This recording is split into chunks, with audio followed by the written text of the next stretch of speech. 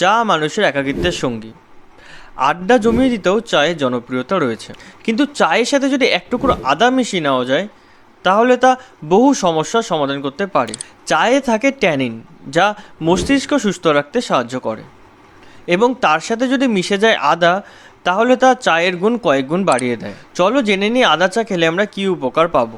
Motion sickness থেকে দূরে থাকা যায়, মানে গাড়িতে উঠলে আমাদের বমি পায়।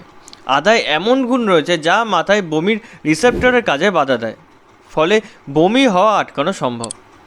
ব্লাড প্রেশার কমায় আদা। ব্লাড প্রেশার এখন ঘরে ঘরে মানুষের রয়েছে, সেক্ষেত্রে 2 থেকে 6 গ্রাম আদা ফেলে দিন চায়ে, দেখবেন প্রেশার কমছে। হার্টের অসুখের জন্য ভালো এই চা।